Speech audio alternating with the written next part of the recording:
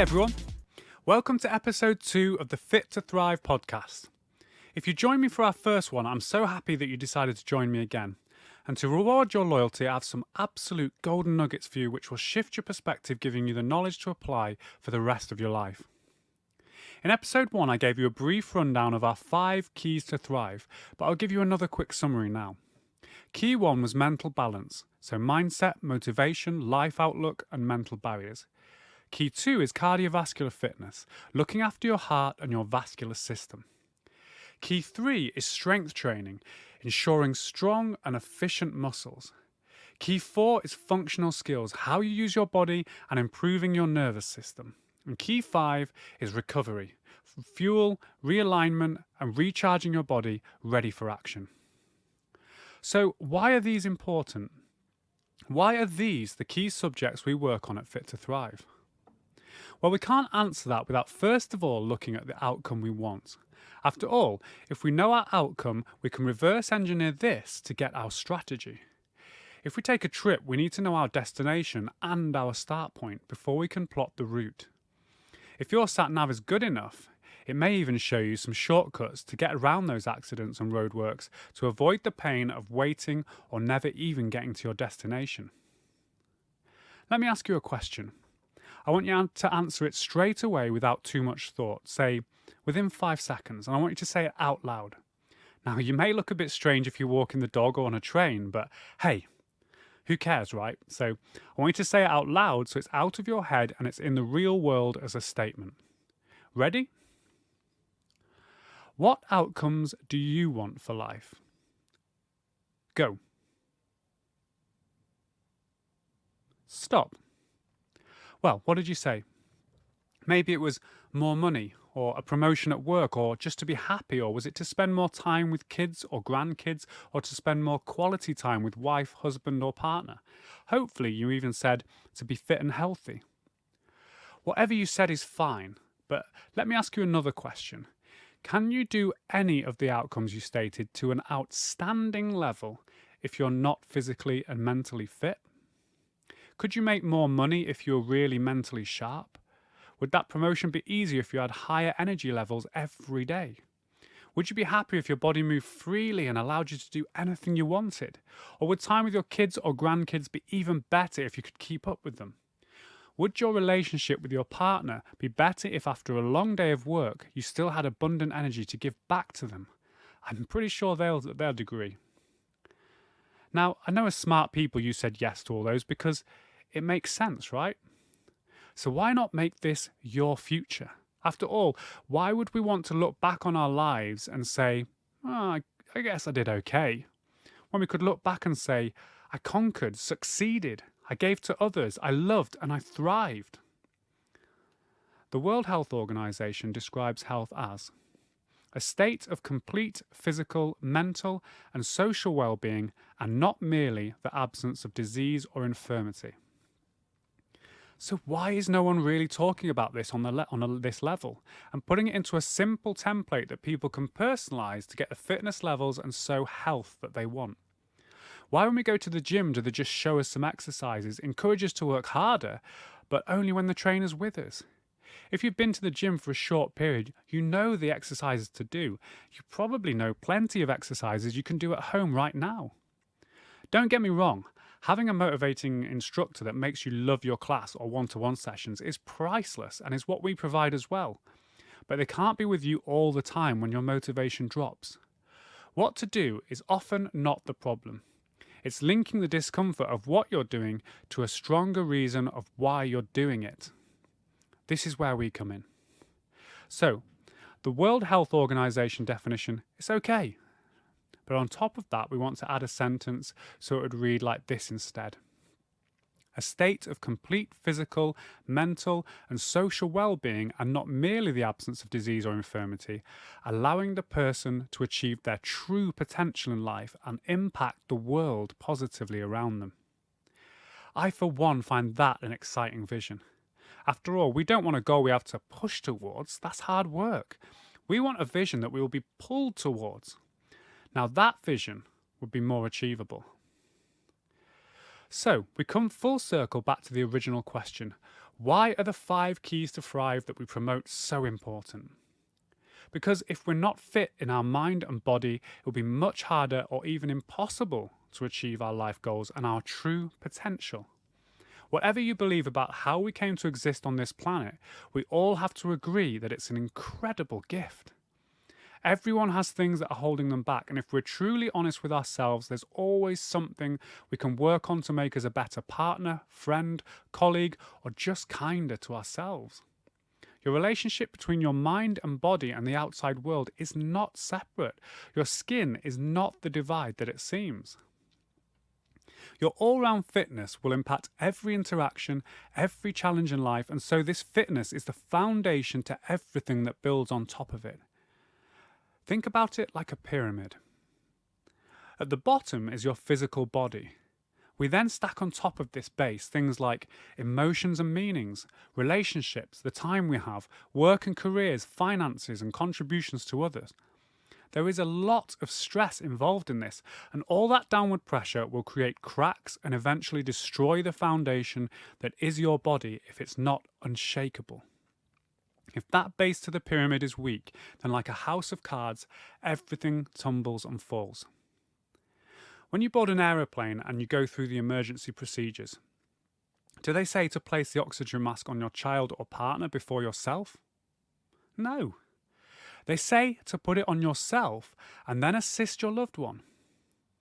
If we don't look after ourselves, we cannot give the best version of ourselves to the world. Louise, my partner, always talks about being bulletproof to our fitness community, bulletproof to the stress of the physical world, and I'm stealing that today. Are you bulletproof to the outside world? It's a big question, but an equally large question is, are you bulletproof against yourself and what your inner critic likes to tell you? Does that side of you win when it comes to looking after yourself and the importance you put on your health?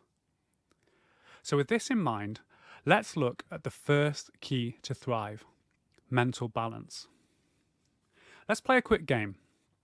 If you're not driving or doing anything that can harm anyone, close your eyes for 1 minute and focus on what I'm saying now. Ready? Take 1 big breath in. And then 1 big breath out. I want you to imagine for me what your ideal vision of the future would look like. What would you be doing? Who would be with you? What would you hear around you? Where would you be? How would you feel? And what emotion are you experiencing? Now imagine how the feeling you want relates to being fit and healthy as a necessity in this picture. I want you really to imagine how your body feels and looks in this future. Now step into the image of your future self to experience it from the inside. How is your energy level different each day when you wake up and throughout the day? What food do you need to fuel your body? How do you feel about the body that you've created? Because you can create that body if you want to put it into the context of how it impacts everything in this future vision. Now take a big breath in and a big breath out and open your eyes. It feels good, right? In fact, hopefully it feels great. If you couldn't picture your dream future, that's fine. That is where to start. Knowing an end goal is going to be your motivation for everything in your life. If you know your dream future, then you can move on to the next step of relating your health to that future. Without the mental and emotional feeling, you will struggle to maintain progress as there is no clear reason for doing it. As humans, we tend to move away from pain and move towards pleasure. So willpower, or having a lack of it, is a complete misdirection. How many times have you felt like you failed or felt guilty and just thought, I didn't have the willpower this time? Willing something is not enough. You need to make that thing you want a must. In fact, make it a non-negotiable in your day. I have now, because I realise it will affect the vision that I want. I took my first NLP course nearly 20 years ago, and I've travelled to China 3 times training with monks and masters, and it's taken me a long time to figure this out and find the balance between Eastern and Western philosophies. So mental balance is our first key because it opens the front door to the physical body, the gate to the other 4 keys that lie inside. If, like most other approaches, we just said, well, do these exercises and eat this meal plan, we'd be setting you up to fail, because preparing you or priming you mentally is going to improve focus, motivation, and so the results. Success leaves clues, and when you watch other people that are consistently successful in any discipline, they have their mindset leading everything that they do. Elite sprinters visualize their race over and over again because science has proven that your nervous system does not know the difference between strong visualizations and the real thing. It's 80% mindset and 20% mechanics. So let's look at how we can set ourselves up every day to make sure we are mentally primed, engaged to go out into the world in a peak state of performance. We need a process, a strategy that we can follow. And this strategy becomes a habit, and that habit turns into a routine. After all, the right repetition is the key to mastery. So if you're one of those people that start their day with a flurry of stress, running around to get everything done and don't go into the world with a plan and your mind right, then expect a stressful and possibly less than productive day. And even if it is productive, what else are you sacrificing long term to get those results? It will certainly feel like you're pushing uphill to get your goal rather than being pulled towards it. Have you ever heard of the flight, fight, or freeze response? I won't go into too much detail, but we have 2 parts to our nervous system. One is the central nervous system, or CNS, and the other is the peripheral nervous system, or PNS. The CNS is your brain and spinal cord, and your PNS is basically the nerves to the rest of your body. Within this, we have a part called the sympathetic system, which is designed to protect us in emergencies, designed for confrontation, and in the distant past, protect us and our loved ones from attacks from other people or wild animals. The problem is we don't usually have these threats anymore, but our brain will engage the emergency response if it believes you're under high levels of stress from work or life, as it doesn't know the difference. This then floods your body with the hormones adrenaline and cortisol to help you deal with the issue. This is great if you need it, but 99.9% of the time we don't. Because we've not got our mind right, we still experience this response, and it can happen every day and sometimes for long periods. And we call this stress, and it's so damaging to our body as it causes inflammation, which can induce multiple health issues. And on top of that, it's been scientifically proven that brain functions are also inhibited when under stress. The response actually shuts down parts of the brain that deal with logic and creativity and favours the rear part of the brain, which is sometimes called the animal or reptilian brain, which just deals with the basic survival functions. I think we can all agree this will not help with our interactions at work or with friends or family, and it's exhausting. So if we set up our day right from the moment we wake, then we prime our day for a peak state of mind and body, bringing a better performance. To make this easier, we have a free daily plan PDF that you can download from our website at www.fit2thrive.co.uk. Feel free to get that and use it. It's purely a template so you can personalise your life into it. I will talk further on things like sleep, fuel, etc. in a future podcast about Key 5, which is recovery. Lastly, I want to mention the reasons why we may find not to take positive action. In the fitness industry, these are usually called barriers to exercise, but they can affect every aspect of our lives. It is possible that whilst listening to this, your inner critic has been trying to tell you that you don't have time, you don't have the money, or I don't know what I want for my future. These are all limiting beliefs and barriers created by your mind and are usually based on fear of something. Our mind is always playing 2 parts to keep you safe, but often the part trying to keep you safe is afraid of something that is not really that important. Examples of common beliefs are: I can't go to Keep Fit class yet. I need to get fit first. I can't eat well because my family won't get on board with me. Or I don't have time for myself because I have kids. Or I can't lose weight. I'm sure it must be genetic or maybe hormonal. These beliefs are rarely the truth. They are beliefs developed from past experiences which have shaped your perspective on the world. The map is not the territory, and this means that the map we create of the world around us is not necessarily the true territory. So think about the stories you tell yourself. Are they really true or not? Be totally honest, as these stories we tell ourselves and sometimes tell others can really hold you back and be the difference between success and failure. Once you identify these things, you can start to tell yourself a new story that fits the future you want and make the things you want to do in your life the non-negotiable habits to build into your day, making sure you have a balance between work, family, friends, fitness and health. So in summary, and I encourage you to write this down if you can.